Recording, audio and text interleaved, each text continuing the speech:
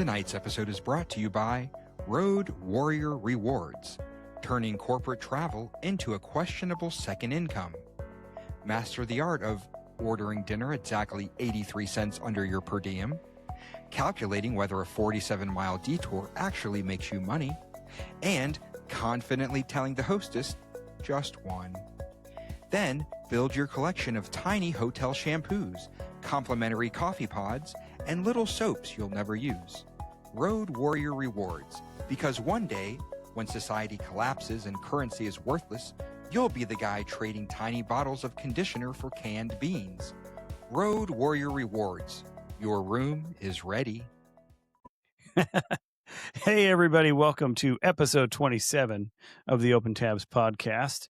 My name's Joe. My name's Billy.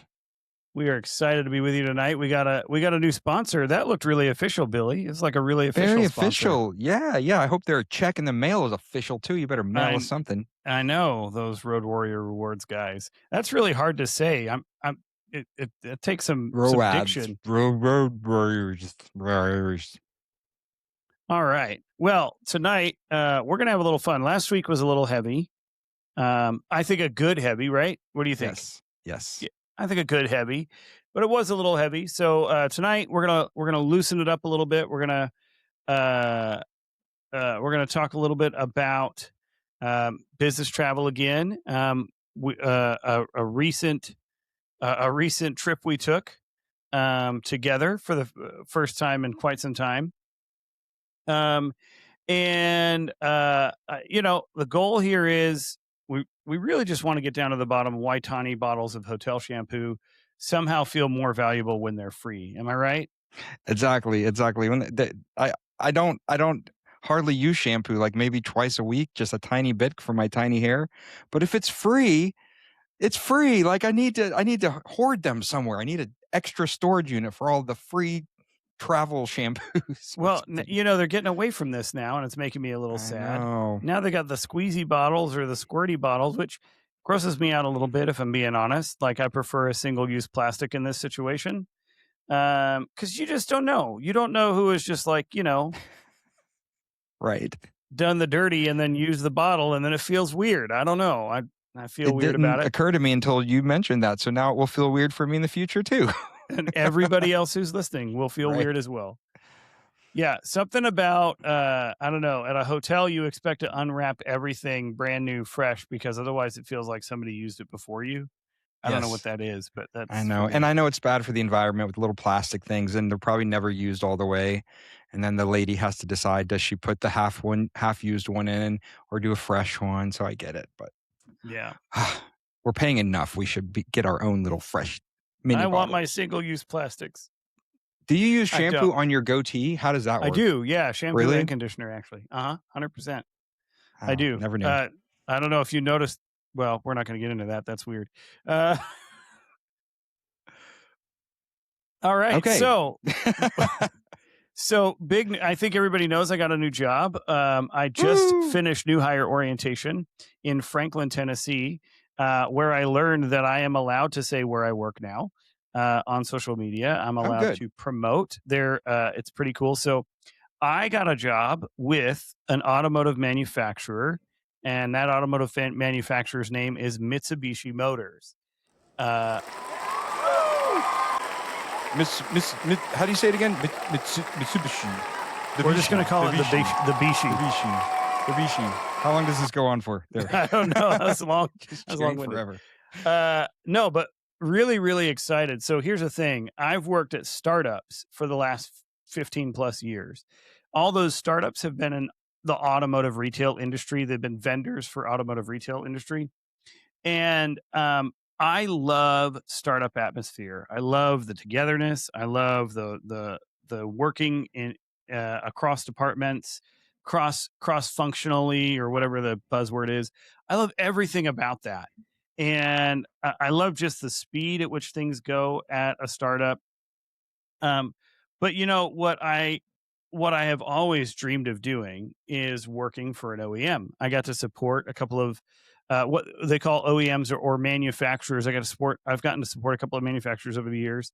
as a vendor, and I've always thought, what a great opportunity to work with a brand that's over 100 years old and really become an ambassador for something that is so much bigger than yourself.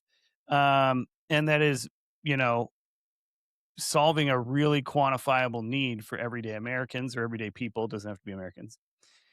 So when this opportunity popped up, man, I was stoked because Mitsubishi is one of the smaller manufacturers in the US. In fact, right now, all their cars are still made in Japan. Um, and which is a country that we have a great working relationship with, and a country And that, makes amazing cars, yeah, has the best work yeah, ethic for practically making cars. speaking, yeah, the best automotive manufacturing and the best manufacturing in general. Uh, and so, what a great opportunity! They've got a growth plan between now and 2030 to really um, win back the hearts of the the American driver. They've got some really incredible um, vehicle platforms, ones that honestly I had not really had a lot of experience with. But Billy, you and I rode up to Franklin in a Mitsubishi, and it was pretty darn comfy, wasn't it? Yeah, I enjoyed it. I mean, part of it is that it's brand stinking new, Yeah. but it was Perk. surprisingly roomy, and we'll get to this in a little bit. We were able to fit all of our stuff for the week and an e-bike and a scooter all in the back, no problemo, and listened to tunes and talked all the way up to Franklin, Tennessee. It was great. It was the shortest work drive I have ever experienced. Even though it wasn't the shortest, it was the shortest feeling work drive I've ever experienced. So that was awesome. Yeah, yes. So, how did the first well, you weren't there for a whole week, but how did the first few days go when you were there at the office meeting folks in person and that type of thing? It was really great. One of the things that's kind of hard about being a remote employee, and I've been working remote for at least 12 years now, but the 13. The hardest thing about being a remote employee oftentimes is feeling connected to Mm, the people at your home office or your corporate office. They've done such a good job of integrating their remote people into the culture, and they do such a good job of just making sure everybody who does work remotely feels connected. They make sure that all of the engagement practices and all the like employee engagement things they do, they make sure everybody has an opportunity to be a part of that. They're very minded about investing in employees and what the employees want to invest in, making sure that it's even across the board while still making sure that they support their local community where we are based, right? Just a lot of really neat interactions, incredibly great people. So good first I love impression. it. Yeah, I mean, you want to talk about and I don't know, 3 weeks ago or so when we were talking about recruiting experiences, and I said I had just gone through one of the best recruiting experiences. That was actually at Mitsubishi. Nice. So really from start to finish, or start to now, I mean, everything about the company is amazing. Everybody's going to want to work there now. Um, the cars are amazing. I'm super excited. It's a dream come true for me. So really stoked. That's very cool. And so we did bring our e-bike and e-scooter. So who had the superior vehicle between the two of those? What do you think? I mean, I like I like my bike, but it's not superior to your scooter. Your scooter goes faster. It looks pretty darn cool. It has a Bluetooth speaker. Yes, it So, does. but I do really enjoy the e-bike. I like being able to still choose to pedal when I want to. To be fair, Um, I offered to swap, but you didn't want to swap. I haven't even gotten to ride it that much. I think when I rode it when I got it out, I had like maybe 8 miles on it. Um, by the time we got so like I have not really used it that much, and now it's probably got 14 miles on it. So it's not like I used it that much while we were gone either. But Well, I think it held up pretty well, and we were on major roads with traffic. I mean, 45, 55 mile per hour roads together for a little bit at a time, at least. So I'll put a little video clip on the side of the two of us riding. This is not with a third person. This is with a little drone following us around. But as we play this on the side, Let me let me ask. Who looked more ridiculous? I mean, here we are. We're like grown, at least technically grown, and we're riding these things in our.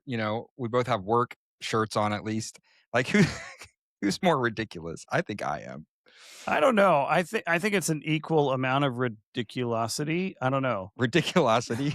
I just made that word up. Ridiculousness. I think it's funny because first of all, props to the drone flying itself. Yes, Uh, indeed. I love it, but I think it's one of those things where I will say that as much as I really liked Franklin, I don't think they're like a alternative transportation type town. Really, Right. there are some bike lanes, but not a ton. That green belt is beautiful and very wide paths, so that was cool. Yes. But I think it was really funny, and I'm sure people were like, "What the heck are these guys doing?" That guy's Because they're wearing, not used to it, especially. yeah, that guy's wearing his work backpack, and it says Mitsubishi Motors on it, so you think they'd be like, "Well, doesn't he have a car?" I don't understand that. Uh, In fact, a very beautiful brand new car sitting, quietly at the hotel a few miles away. But we yeah, got the e-bike and the e-scooter. I Yes, mean, hey, indeed. we're So doing our part. that's right. Did either of us nearly die? That's a good question. I feel like I almost got us killed twice. Uh, so Billy I learned, mean, don't let Joe lead the way, right? Uh, I have my reckless moments too. Like I take liberties, like, oh, I'll be a vehicle. Oh, I'll be a pedestrian. Oh, I'll be neither, and I'll just kind of zoom around. That's kind of the I fun of it, maybe. I think it just shocked me initially because here I don't really ride anywhere that's not like a green belt or like a place that you would normally ride a bike, like a trail. So there, riding on the road, I was not prepared for it. I realized I had forgotten my helmet. Kids don't do that. Right. So I was just not super prepared for the whole situation, and it caught me off guard a little bit, to be honest. I think we did all right. We did all right. And, I actually went back out one of the nights alone and went all the way to downtown Franklin with my headlight and everything and took some pictures. And it's fine. It's fine until it's not. I've had the scooter for a year and I've only broken a bone once. So we're doing okay.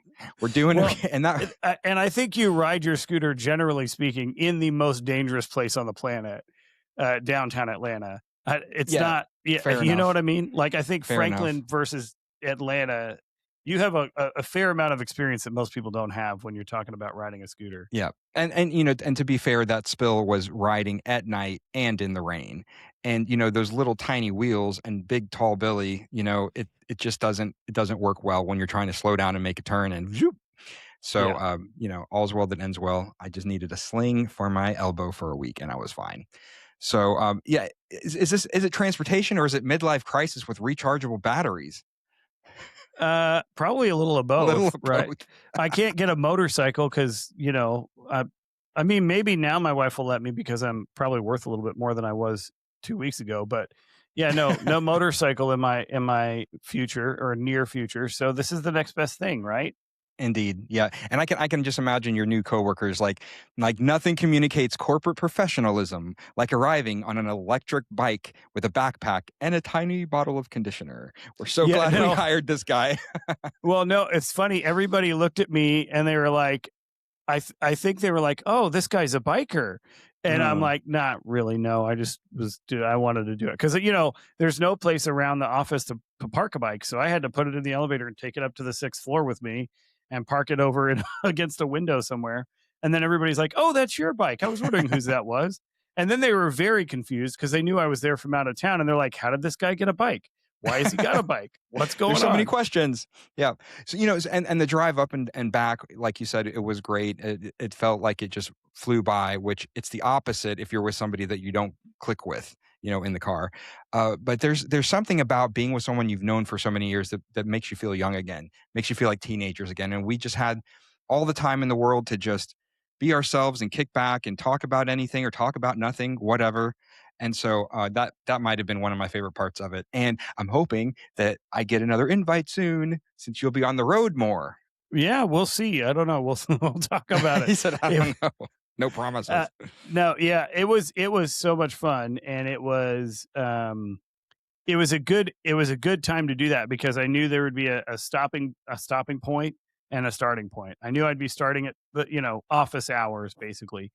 And I think that made it possible, feasible, and just a ton of fun for us to be able to hang out and do stuff and take that time, and definitely want to do it again. Maybe next time we'll do it just for vacation. We'll have to see how that goes. Just for a trip. Yeah, yeah, Uh, we'll see for sure. but well, yeah, I mean, I've got some pretty exciting places to go. I mean, most of it will be here in the Atlanta area, but I do have some exciting places to go every now and again. So we'll have to do something again.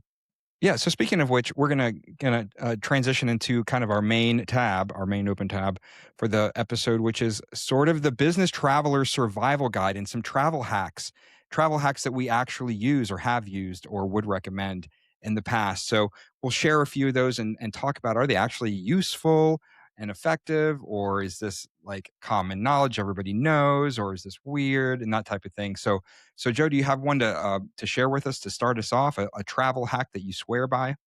So this one's a little embarrassing. But I intentionally, I don't think I've bought a toothbrush in about 3 years, because I'll intentionally go down to the front desk and ask them for a toothbrush, and then I'll have that toothbrush. And then I have in the past, I spent a lot of like one night stays consecutively. Mm-hmm. So like one night in this city, drive, one night in the next city, drive. So on one trip, I'll collect 3 or 4 toothbrushes. And then I'll just bring them all home, and then I have toothbrushes for as long And as that I need makes them. sense now because I legitimately forgot my toothbrush and I saw that there were two of their little disposable white toothbrushes instead of just the one. And I'm like, I thought I only had the one. Huh. So the other one was yours. Yeah. Yep. That was me. Hilarious. And then I left it at the hotel. So now I had to go crack open a reserve toothbrush. Man, Uh, falling off the A game. I know, man. What are you going to do? That's a good one. And they'll give you toothpaste as well, but at least this place gave us little single serve packets. And Yeah. I'm like, I need to go back and beg for more. They used to give you the travel pack, the little travel one that you can buy Yeah. for $1, but they don't do that anymore. I will say, Hilton, I compared your toothbrush and my toothbrush actually at one point, and I will say Hilton tends to give out a little bit better toothbrush, and they give you multiple packs if they know you're staying a couple of days. So they give you like Ah. 2 a day for however long your stay is. They kind of calculate And that out. part of it, we were in a one in the Marriott chain family. They're selling those single toothbrush Hmm. kits hanging on the wall for profit. So they want you to buy that, but then they'll Yeah, give you the cheapy one for free yeah, if you ask. yeah. Yours was definitely more of the prison style toothbrush, if I'm being honest. It Uh, works. Mine was pretty high quality for a you know 3-star hotel, 2-star hotel toothbrush. Yes, yes. So I'll share one. I've used this mostly if it's overseas, of course, and I've shared this before. But in advance, I will download the offline version of Google Maps for kind of Oh, put my yes. hotel in the center.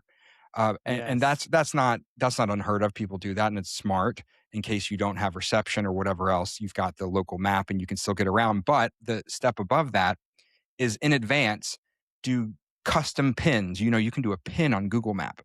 Do yeah. a custom pin of your hotel, of if it's a work trip where the office is, and then some other important areas or other important uh, uh, places that you might need in the event of an emergency or otherwise. So, if possible, I'll put a local 24-hour pharmacy.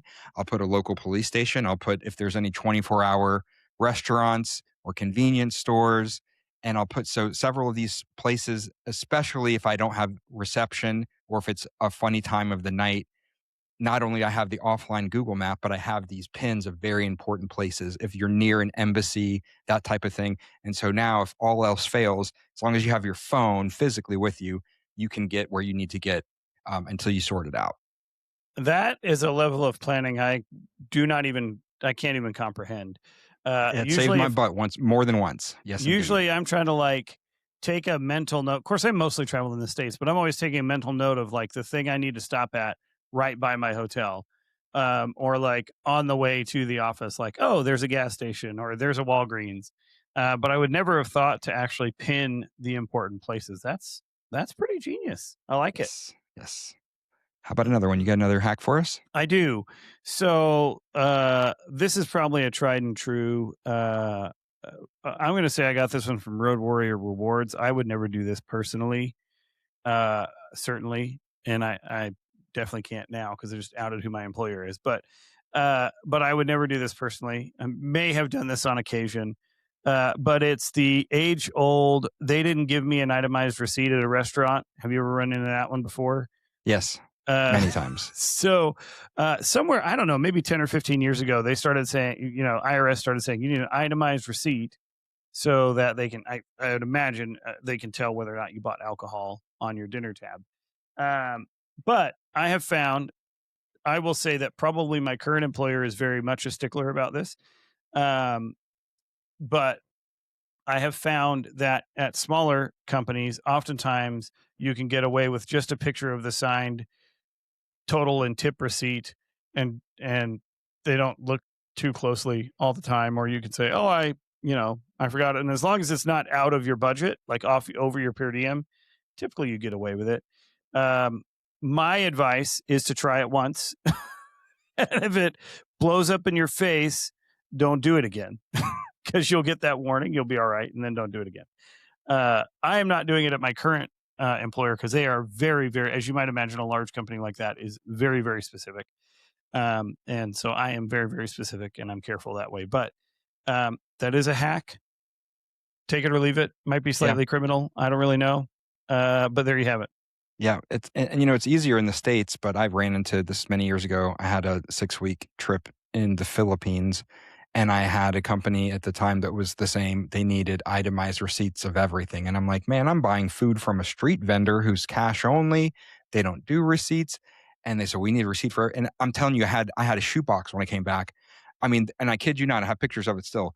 They took, a carton or an empty pack of cigarettes and turned it inside out and hand wrote on there a receipt and signed it. And I took the picture with the guy holding it, whatever, in order to pass compliance. And it was a pain in the tuchus. Yeah. Here's one. I've used this twice now. Uh, for hotel cancellations, now I usually, if I'm going to book a hotel, I book it in a way that I can cancel it up to like the last minute, and it's okay. But if you can't do that, here is a hack. I think I've used it twice I can think of. So you need to cancel a hotel reservation. Let's say it's less than 24 hours in advance, and you've got a strict non-refundable penalty, right?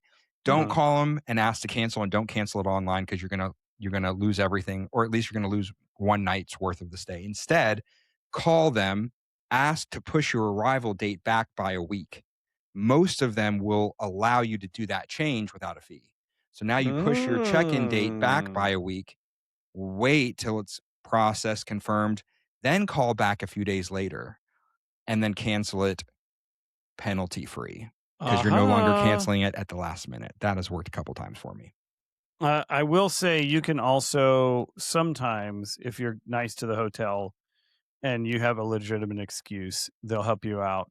The key to that is not pre-buying your room. You got to make sure that you don't prepay for your room because once the Yes. money has left your account, gone. They do not want to give it back. Yeah, but that's a fantastic idea. I'll have to keep that in mind because I actually just did that this morning, and I pled on the mercy of the hotel, and they didn't make me pay for it or whatever. But that's a fantastic idea. If they're like, no, no, it's a strict cancellation policy, and you don't have a program, I think that's a really good way to go. Yep. Yep. Here's another one. And lately, the last few years, I'm usually traveling solo. But if I'm traveling with another person, we will reserve the window seat and the aisle seat, Mm. not one and the center, but we'll reserve both on the outside and leave the middle seat empty. Why? Because solo travelers generally choose the middle seat last. So we Mhm. stand a much higher chance of scoring the entire row for ourselves. And if it is full and they do put somebody in the middle, the person in the middle will be more than happy to swap and sit on the window or the aisle. So you still can sit together, but you have a higher chance of getting that whole row by yourself if it's a 3 seat. Yes.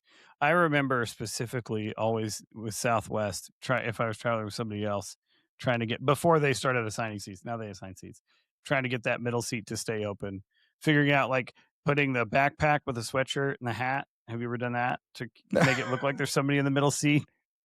No, because by that point they've assigned everything one way or the other once you're physically on there. Well, no, on Southwest, there's no assignments. Well, there used to not be. This is okay, before okay, when they okay. didn't used to assign seats. Now they assign seats so you can't get away with it. But you used to, Oh. people used to put their backpack, they'd put a sweatshirt and they'd stick the little hat on, underneath the hooded sweatshirt, and it looked like a kid was sitting in the row or whatever. Of course, I'll then give you a couple. when the flight attendant would come by, it was a little weird. I'll give you a couple quick hacks, and then you can round us off on that one, Joe. So, especially if you're going overseas, instead of taking a bunch of adapters and chargers, opt for one high quality international adapter that has lots of, or at least multiple charging ports on it. So, for example, this one, and I don't have this one and I don't know the brand, but get a good high quality one. This one, for example, can plug into anywhere in the world. And then you've got your main plug for, say, your laptop, and you still have multiple plugs, and it's high enough wattage that you can charge everything at once. So you don't have to take a bunch of chargers. Now, I've had these die on me. So even then, I might take two. One as a backup. The one and only one that I had with me in India died on the second day, and I had to go find another adapter in India, which was an adventure. But instead of having a bunch of different things, get one, but a good quality one, and plug everything into it and charge everything out of one outlet. That's the way to go. That's a good idea. I like that.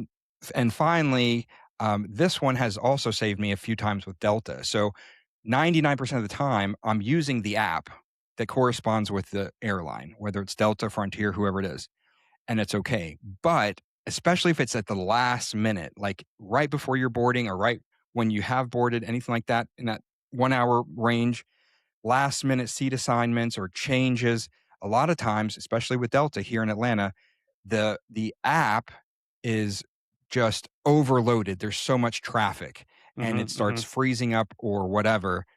Open the phone's web browser and use the airline's mobile website instead of using their dedicated app. So when their app is like too bogged down with everybody getting on the flight, you can go onto their just onto the web browser, and it's a lightweight kind of basic mobile browser, and you can go on there and do your thing while everybody else is stuck on the app. That saved me before too. That's a great idea. I love that idea. All right. Well, I think I have one more. This is my staple. Unless I'm really trying to impress people, I tend to iron my clothes in the shower. Really? Yeah. Now, okay, tell us about that. I broke out the iron for this last trip, but if your clothes aren't too wrinkled, and actually, note to self, if you're going to pack for a business trip and you're washing your clothes, you're not taking them to the dry cleaner, take them out wet. Only put them in the dryer for like maybe 30 minutes, and only like several days before, take them out wet, smooth them really good with your hands, put them on a hanger, hang them up to dry out the rest of the way. Then you will have very few wrinkles in them to start with. But then when you get to your hotel, take all your clothes out, hang them on your shower curtain rod toward the back of the shower, turn the shower on hot, and let the steam fill up the room for like 30, 40 minutes. And it will release all the wrinkles in your clothes, or most of the wrinkles in your clothes that came from your suitcase. And then boom, you're good to go. You don't have to worry about it. That is a good one. And we kind of experienced this in Franklin, where you actually, like you said, had the iron out. And I gave up years ago. I tried with multiple people over the years to teach me how to iron clothes, and I gave up. So now it just doesn't happen. When I needed to, back in the day, I would go to the dry cleaner and get things pressed. But now, like I choose my life around everything that doesn't require wrinkle-free clothing, whether that be work or friendships or church or whatever. So, but it's good if you're able to learn how to iron, learn. And if you're not, then join the club with Billy. Go wrinkle-free. Yep.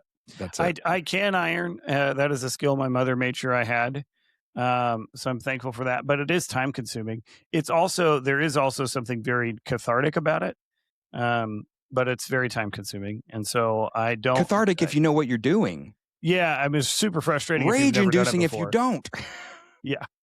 Well, I actually brushed up on some pro tips using YouTube, and it really took my ironing game to the next level. So Mm, there's always YouTube. nice, nice. If you even own an iron, a lot of people I know don't even have them now. Nope, So nope, there's not that. not for a long time. Not for a long time now. All right. Well, what's next, Billy? So, um, I have a little bit of a travel horror story. I have so many of these. I have so many of these, but I chose one to share with the gang tonight. Travel horror story again. Back in the Philippines, that business trip, which was a fantastic trip overall. Here's what happened. So I'm there. I've got two of my coworkers. They're there for I think 2 weeks, and I was there for 6 weeks, something like that. We were staying in at least at the time, the only five-star hotel in the whole country because my manager here in the States was paranoid that it was a dangerous country and all this stuff, which is not true. Every country has and every city has its dangerous areas, perhaps, but it is not a dangerous country at all. It was wonderful. But she was paranoid and it worked in our favor. And so we were in this ridiculous hotel uh, called the Shangri-La in Manila, and it was like even with all the discounts we could have and multiple people staying multiple nights, it still came out to the equivalent of like $300 per person per night for all of these nights. And so that coupled with she only wanted us to have first class from Atlanta to Manila and back, very expensive for three people, all of that on a single business Amex card. So I've Wow. got this Amex card with essentially no limit with my company's name on it, right? For this whole trip that I'm putting everything on. Well, I think it was only maybe a week into this trip. And the three of us, my two coworkers and I, were there training a new help desk that's going to provide tech support for our mutual client. And so, and it's in a secure environment with cameras and all this stuff that you wouldn't expect in the States. I mean, going into this office, they have metal detector and all this stuff. And we're like, we thought it was overkill, but okay, fine. Well, so once we're in and we're walking around and we're training and helping people at their cubicles, just like you would imagine an office with cubicles. Um, and so I would arrive and I had my backpack with my laptop and my things. And we had kind of a little side room, the three of us, and we put our things down. And so that was it. Well, maybe it was the first week or so, my wallet was stolen out of my backpack that was in the secure room. Oh no. All the multiple layers of security, and there's cameras everywhere and whatever. And and yes, they had lockers available, but I didn't think I needed a locker. I mean, we're walking around, there's cameras everywhere, and my backpack's kind of under the desk somewhere. Somebody had gone out of their way to find it and pull it out.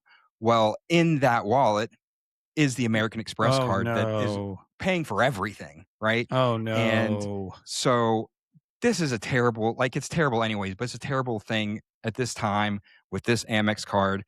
And I never got the wallet back. They found the guy who did it. They didn't even fire him. They suspended him until we left. But that's another story for another day. But I didn't know what to do, and I'm like, how am I going to get a replacement card? Well, long story short, Amex had an office within walking distance of this hotel in the business district of Manila. And so I went there and they were able to not only give me a temporary card, they were able to print for me a permanent card, like you would get in the mail. They had some machine with my name, like identical, the one that was lost, not any kind of temporary thing. And I walked out with a fresh card like 20 minutes later, ready to rock. So, Wow. but it was terrifying up until that point. Oh, I bet. So, yes, indeed. Oh, that's crazy. Ah! Oh, I gotta take a deep breath. That's terrifying. The Let, thought of let me let me let me just piggyback on that. Let me just real quick. That it comes to mind. It was the same week. This for viewers who have gotten to know us a little bit. This is not a surprise uh, with me and my personality and my shortcomings, but it would be surprising to anyone else who doesn't know me. Maybe that same first week in Manila. Okay, and I got two guys with me. I'm kind of semi responsible for. We'd been there for a week. It's Sunday. We have the day off. I woke up and I'm like, I'm going to go to church here in Manila. And I used to go to a church called Calvary Chapel, and they had a location in Manila. So I look it up, and just by myself, I take a taxi across town to this church called Calvary Chapel, Manila. And I get out of the taxi. I'm going to church, and this is going to be great. And I just bought the latest and greatest Galaxy, Samsung, whatever. Okay, I'm in the Galaxy Samsung family, loyal for many years now. It literally bought it for this trip, brand new, just came out, $1,000 plus, and I left it in the back of the taxi. And Oh so, my gosh. I think this might have been a few days before the wallet was stolen. So I get out and I go to the church and it's great. And then I realize my cell phone's gone. My cell phone's gone. And now I can't call anyone. I can't call a taxi. This is before Uber. I can't do anything. And the pastor of the church graciously drove me all the way back to the hotel, which was at least an hour away because of the traffic and whatnot. Was super cool about it. So then I get back, I tell the hotel, I left my phone, and I'm thinking this is long gone. I mean, in any country, but especially, in Manila, this is long gone. And it's the next, and they say, well, sorry, we're here if you need us, kind of thing. The next day, I'm calling my own phone number, and somebody picks up. It says, hi. Yes, I found your cell phone and I have it. I'm happy to give it back to you. And I'm like, wow, this is great. He says, I was on the way to church with my wife and we got in the taxi and found this cell phone. And here's our address. We live in Manila. So I tell my hotel and I'm like, they're like, oh, this sounds very shady. We're not sure this is safe. And I'm like, what are you talking about? The guy answered the phone. He wants to give it back. He gave me his address. So the hotel sends me in a private car with a driver and an armed guard. An armed Oh my guard. gosh. And there we go, driving to the address, and it's this beautiful condo somewhere in Manila. And here I am in shorts and flip flops, American Billy, walk into this condo. The driver waits out in the car. The armed security guard with a rifle walks in with me to this condo. And everyone's looking like, who is this American? Who is this white guy and I'm trying to be casual, which makes it all the creepier. And I go to the front desk and I say, I'm here for so-and-so. And we'll call him okay, he's coming down. Just have a seat here in the lobby. And so I go and sit and I'm telling the guard that's with me, I'm like, can you back up? He's like, no, like he's there guarding me. So this gentleman comes out of the elevator who lives in the condo to return to me my cell phone. And here I am. The guy wouldn't even sit down. He's standing at attention with a rifle Oh my in the lobby of this condo. And the guy walks up and he gives me the cell phone. I try to give him something back. He says, no, no, no, shakes my hand, just glad it's back. But he keeps looking at the armed guard, and I know he's thinking, who is this guy that he walks around with his own private armed guard escort? And I give my cell phone back. And we go back to the hotel and all's well that ends well. So I don't know, man. That was a crazy experience. All in Manila. See, I wish I told mine first, because that was pretty epic. Mine was a little different, if I may. So, my wife and I got married pretty young, in our early 20s. I remember I was offered a credit card through my bank, Bank of America, and they sold me on the idea that it was a rewards card with no fee. It was a rewards card for a hotel chain called Choice Hotels. So let's just put them on blast. Come on. Anybody who travels knows that there are some great options in the Choice Hotel brand, but like every hotel, maybe a little more so here, there are some options that are, well, we'll call it questionable. Not your first choice. Yeah. So I was really stoked. I was happy that we had this card. We got some extra points. I think it was our first or second wedding anniversary. We decided we were going to take a little trip, a little mini moon, if you will, to San Diego. We lived in Orange County. We're going to go down to San Diego. We'd go see Old Town and stuff like that. And so I was like, oh, you know what? We've got points on our card to use for a hotel. So I'm going to go find us a hotel. If you know how points work, the value of the points does not necessarily equate to a significant value for the hotel. So I think I had like 30,000 points on my card, but that was probably good for, in this particular instance, maybe 65 or $70 for a hotel. So I booked the one that we could afford. It was outside. The pictures looked really good. I'm actually going to show you the hotel we booked here. This is the hotel we booked. Looks okay, right? I will tell you, it has had several. I mean, the sign says upgrades. just the word lobby. It's a little strange. Yeah, there is the name of the hotel over here. You can probably Okay. tell by the color scheme if you know. Is it anything like about Econo those hotels. Lodge or Roadway? Like, Yeah, it's a roadway. Yeah, it's a roadway. yeah, that's in the choice family. So what you cannot see, and I looked, you cannot see it. They intentionally did not put this, or maybe it's gone now. But on the back side, like directly across from this, the hotel goes in a U, right? So Mhm. directly across from this, probably where this spot that says office, probably right next to that or a little ways down, there's a dumpster. Mm. And our room was up the flight of stairs across the hallway. And literally, it was like this room on the other side, and there's a dumpster right here. And so we get there in the evening. We've battled traffic. We're like, oh, this is okay. We check in, we park our car, go upstairs, let ourselves into the hotel room. I will tell you, it did not look like this. It was, because that doesn't look bad. no, breakfast did not look like this. Breakfast was like sticky buns and a coffee carafe. Yeah, the rooms did not look this good, for sure. So they've had a reno in the past. I will say that the bathrooms, I saw a picture of a bathroom here somewhere. Yeah, they kind of look like that. No, Oh my goodness. the lobby was not this big. So long story short, not like the most lavish hotel at all. And so I felt a little weird. I felt bad. It's an anniversary trip. We were young. The the next morning, I'm like, you stay here in bed, honey. I'm going to go get us breakfast. I open the door and I close the door. I walk over. There's a dude asleep in the dumpster down. I'm like looking down, and there is a dude sleeping in the dumpster.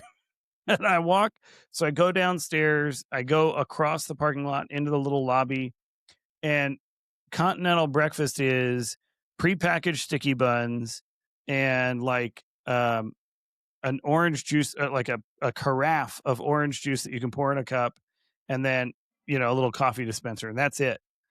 And so I have to say, it became now it's kind of a joke. This idea that we've stayed in my wife and I have stayed in some pretty shady hotels over the years. Full circle, we went to Disney World a couple of years ago, and we really wanted to try swimming with manatees, but we didn't have a lot of money. And there's this place in Florida called Crystal River where you can swim with manatees. Problem is, there's like no hotels to speak of in Crystal River. And so we booked 2 rooms at a hotel.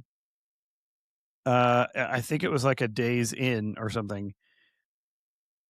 It is by far, to this day, like the scariest hotel I've ever stayed in, except this time we're staying in that hotel room with 4 kids, in that hotel with 4 kids. No. And we So you had can't easily change your mind and go somewhere else. No, we had a service dog. And so they put one room was like their pet room. And so it was like, it smelled bad. It doesn't seem like there were stains on the floor. Like it was rough. The whole hotel smelled like an ashtray. And I remember us thinking like, what have we gotten ourselves into?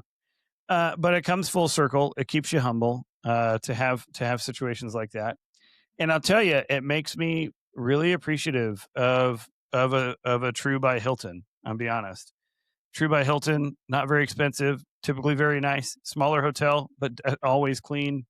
So my level is not at the point where I won't stay at at a Hilton Garden Inn or a True or any of those, because I know what I've stayed in before, and there's there's a lot there's a lot worse out there for sure. And you keep using this word hotel. Do you know the difference between hotel and motel? Okay, yeah, fair enough. Yeah. So the Roadway Inn and the Days Inn that we stayed at, definitely motels. So yeah, I'm good. Yeah, doors on the outside. Yeah. If you So if you for those who don't know, the difference is a motel has the doors opening to the outside directly to the parking lot, whereas a hotel is on the inside. Now, that doesn't mean there are terrible motels and always wonderful hotels, but the rule of thumb is if you can get the doors opening on the inside, that makes it a hotel, and it's probably going to be a little bit better. generally speaking, I'd agree with you. Yeah. Now, there are exceptions where somebody will buy an old motel and they'll turn it into some sort of a boutique type of motel. I was looking at one just earlier today. I've got a trip coming up in Savannah, and there's this old famous motel or inn, whatever, called the Thunderbird Inn in downtown Savannah. And it's been renovated with like all these cool pastel colors. So there are exceptions, but typically I steer clear of that motels. Yeah, yeah. I feel you there. Um, the key piece of that is if it opens on the outside, you probably don't want to be there. Yep. Yep. So a little bit of a turn back to what we started with. Now, when we were in Franklin, we went to a restaurant that is near and dear to our hearts for a number of Mm, reasons. And what restaurant is that, Joe? that would happen to be Dun, dun, In dun, and dun. Out. So we That's both what a burger's all about. do they have That's it? I never heard a jingle. Do they have a I'm jingle? pretty sure that was their jingle back in the day. I could be So wrong. we both have at different times. We've both lived in California Mhm. at different seasons. And so In and Out surely has more than just a burger. It's there's some memories attached to it. So when you Sure. think of In and Out, or when you had In and Out with me recently in Franklin, like what kind of memories does that bring back? Well, so, you know, there's a couple of really key distinct memories. I have one with my cousin the first time I had In-N-Out. I remember my cousin. So if you're gonna eat at In-N-Out, folks, because there's a lot of people who are like, In-N-Out is not that good. The problem is you did not go there with somebody from California who understands everything there is to understand about In-N-Out. Because I remember when I went there, my cousins were telling me how they took their fries out of the grease and they towel dried them so they would be crispy immediately, but they wouldn't be like all this other stuff. And they show like we you can see when they're making the French fries in and out, you can actually see them stick the potato in the little fry Right. cutter and And go, then do the press thing. Yes. and it like makes them into fries, and they put and so like everything is really fresh. The meat is never frozen. There's a secret menu for days. I actually tried a new secret menu item on accident while we were there. Um, so there's just so much about In and Out to love. But I don't think you learn to appreciate it unless you go with a Californian who explains to you, and not that I'm a Californian, but somebody who has received the traditional lore around it and can pass it down to you. I think that's the key. Because we took our kids to In and Out when we were in California earlier this year, and they were in awe. Every one of our kids finished every bite of food they had, and Oh that wow. never happens.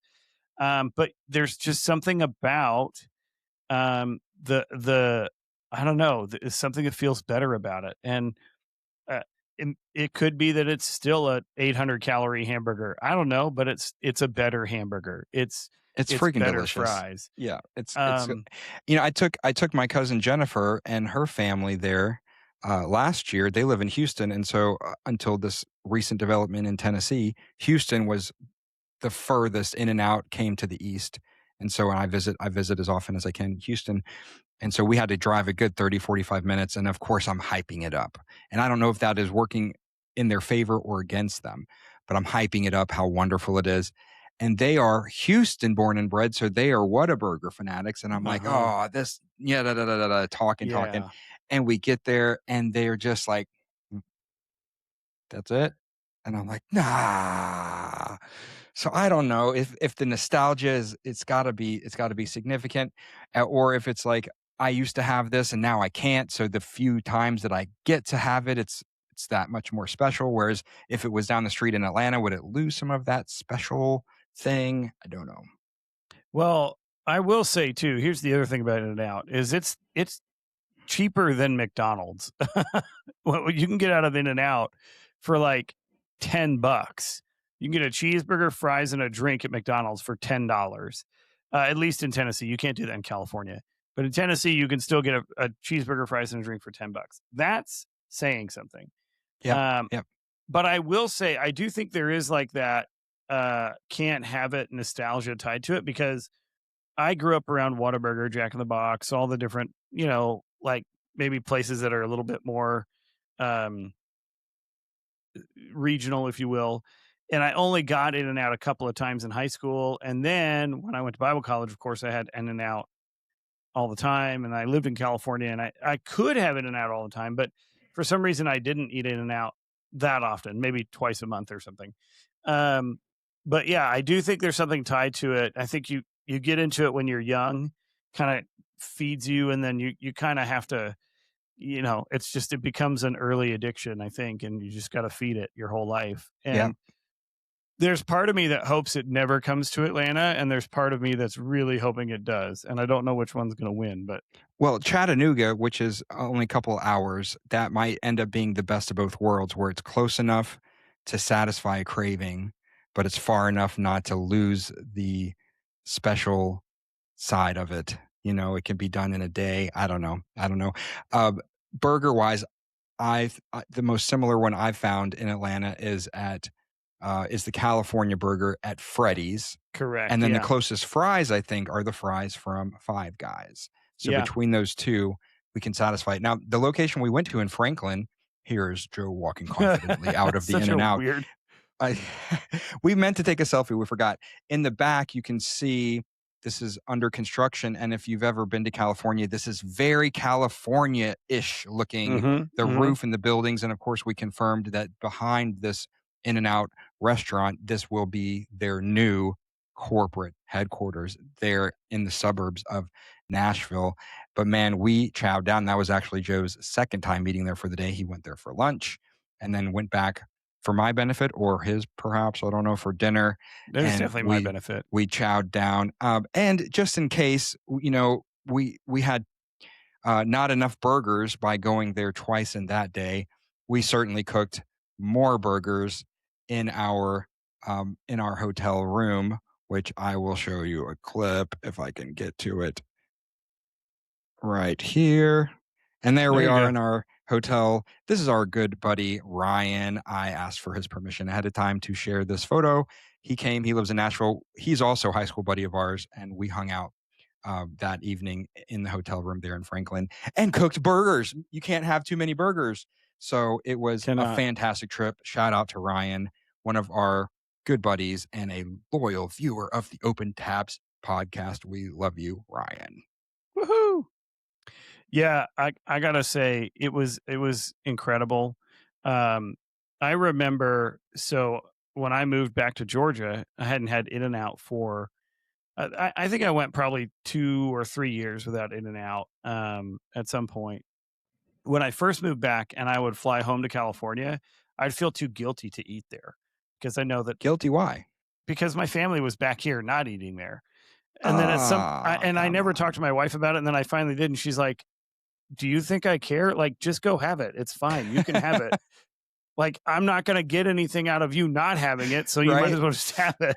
So That's I hilarious. squandered some opportunities to get In and Out early on, but I did go several years without it. And I remember my first bite of a double double animal style after a few years was just it was mind blowing. Just it was beautiful. Have you ever had a bad bite of In and Out while sitting in a restaurant ever? And not even out of a restaurant. I Never. haven't No. either. And any No. other, and probably every other restaurant chain, I would not be able to say that. But the consistency there, even if it takes a long time, I've never had a bad meal. It's Yeah. always freaking delicious, even if you have to Yeah. wait for it. Yeah. So I will say that are there any other places like that for you, Billy, where you feel like they're tied to your childhood, or they're um tied to something emotionally, that when you go there, you have that sense of, oh man, this is so great. Any other There places like that for you? definitely, there's a couple, Waffle House for sure. Waffle Mm. House, the memories behind it, because I've gone there my whole life. I've gone there with family members who are no longer with us. I remember being a student overseas, and in England, I was there for a full year before I came home the first time. I had the weirdest cravings, and I still remember it. One was Kraft macaroni and cheese, which I don't think I've ever craved while I'm here, but I craved it there because I couldn't have it and I just wanted it. Another was Mountain Dew. Again, I don't ever drink it, but I craved it and I couldn't have it for some reason. And one was hash browns from Waffle House, but that one made more Mm. sense. And the nostalgia of it, growing up and going there with my father, with my sister at funny times of the night. Another, to a lesser degree, is Chick-fil-A. I grew up going to Chick-fil-A, and we had Chick-fil-A biscuits and breakfast Mhm. biscuits that were sold by some club at our high school in the mornings. I mean, it goes way, way, way back. I remember as a kid going seeing Christian concerts in the parking lot of a Chick-fil-A near where we lived, all kind of stuff. It was one of my first jobs at their corporate office when I was fresh out of college, learning the IT world. So I have a lot of nostalgia there. And a local one that people only in Atlanta might know is called Havana Sandwich Shop. My father moved, he was born and raised in Miami. He moved to Atlanta in 1986. And the first thing he looked for was a Cuban sandwich, which is a big deal in Miami, but there weren't hardly any good ones here. And he found this restaurant that was open in the 70s, and it's still open. The Havana Sandwich Shop on Buford Highway in Atlanta. It has burned to the ground not once, but twice, and they are still going strong. It is the best Cuban sandwich in the city by far. I now live close enough where I go there regularly. And on the ground, when the floor, when you walk in, is still the weird green concrete floor that I remember. That's like the only thing that's still original. And Mm. so I go in there and I feel the presence of my father. That was where we went Mm. whenever we had a special occasion from the time I was a little boy all the way growing up. And so those places, Chick-fil-A somewhat, Waffle House for sure, Havana Sandwich Shop number one, have the nostalgia for me. And I take people and they're never disappointed. If they are, they don't say it because I hype it up so much. Well, you've never taken me, and we We're need to going, fix baby. that, because a Cuban sandwich is my favorite sandwich. I've learned Uh, that this past week, so we're gonna go.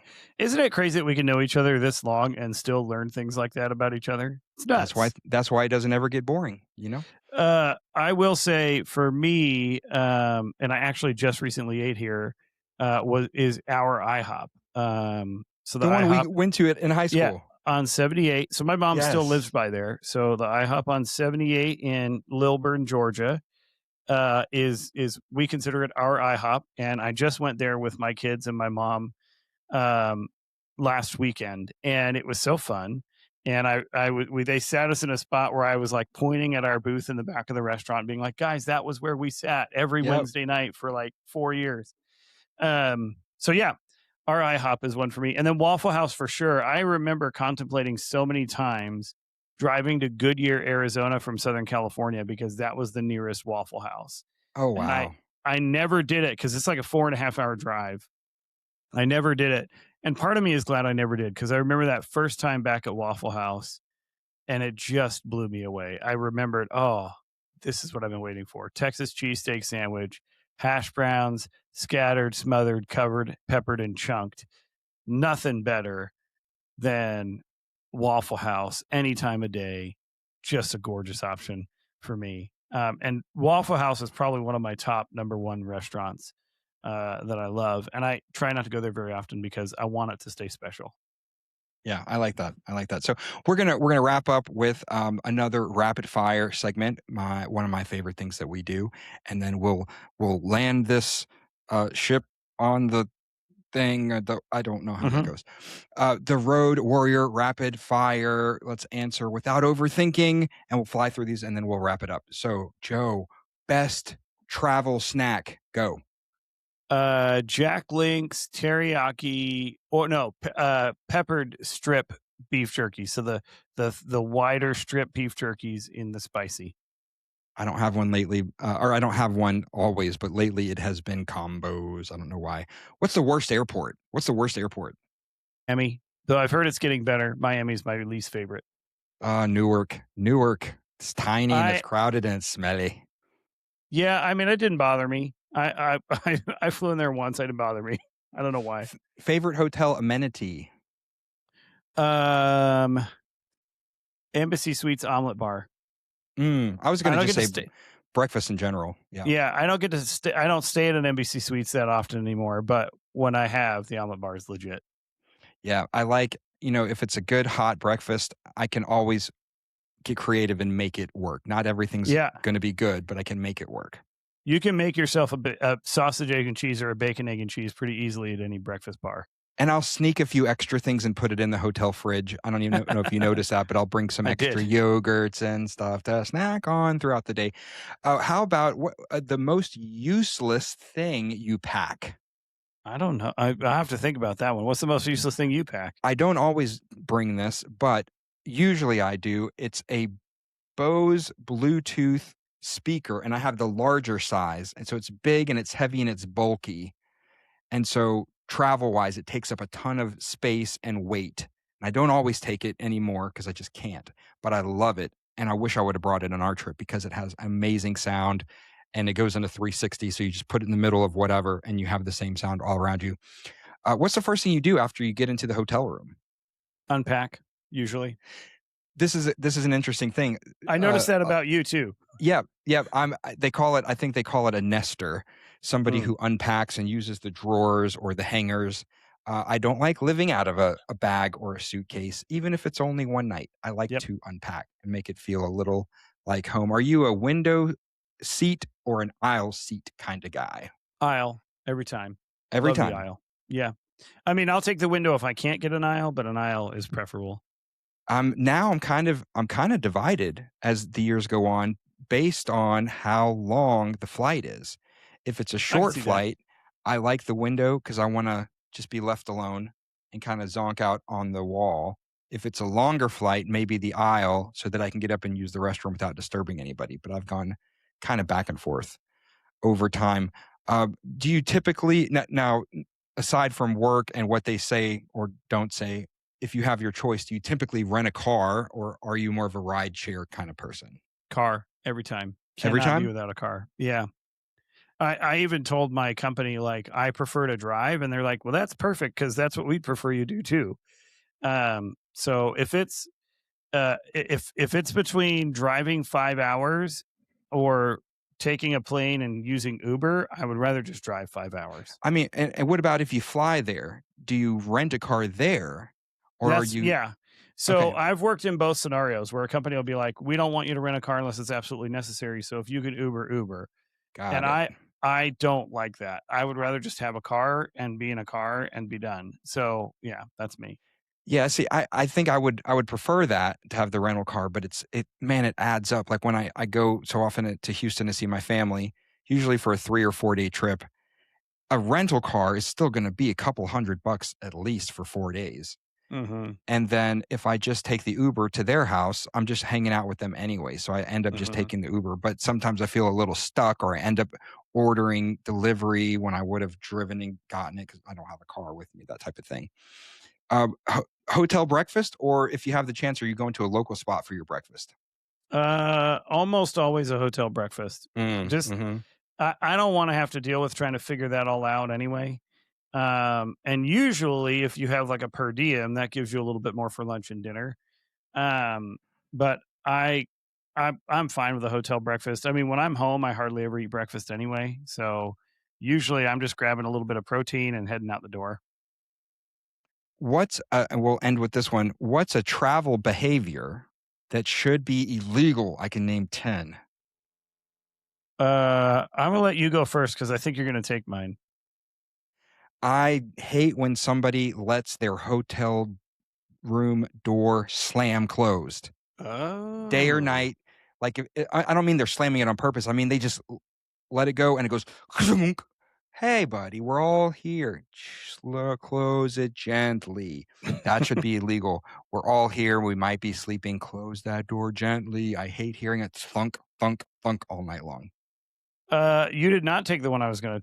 I thought you were gonna take. I can't stand it when people take their shoes off when they're traveling. Uh, Oh, That's my least favorite. Wear flip-flops if you need to do that. We just watched Planes, Trains, and Automobiles. Yeah, that's why I thought you would say hotel that one. room. Yeah, that's funny. I don't say that because I am the guy that takes my shoes off. No, I do it very not. discreetly. I take one off and look. They didn't make a face. I'll take the other one off. It's okay. Because I want to take my shoes off so they can. I would rather wear flip-flops on a plane and risk a staph infection than take my shoes off or see someone else take their shoes off. That's fine. But we've established that you're not a foot guy. No, I'm not a foot guy. Don't like Not feet. to say that I am, but I don't have a problem with it. Yep. Yeah. And this one's, I guess, it's not so much a travel behavior in particular, but it's worse if you're traveling, and it's getting worse in my experience, is people watching or listening to whatever without headphones. Man. And I just flew Frontier, which now that Spirit is bye-bye, Frontier is now officially the Walmart of the skies. Good Lord, people. I want to walk around and give out headphones. Whether we're waiting to get on the flight or we're sitting and waiting to taxi, everybody's got their device cranked up super loud. And I'm like, when did this become okay? Like, headphones, please. And I feel like there should be some content, like we should have some content restrictions on flights, man. Because I've literally been on a flight where I've seen somebody watching a movie and I've seen a kid like in the crack of the seat like this, watching something with death or worse on it. And you're thinking, man, it should. I've had, and there have been movies that I have been watching and turned off when I realized, oh, they didn't cut all that out.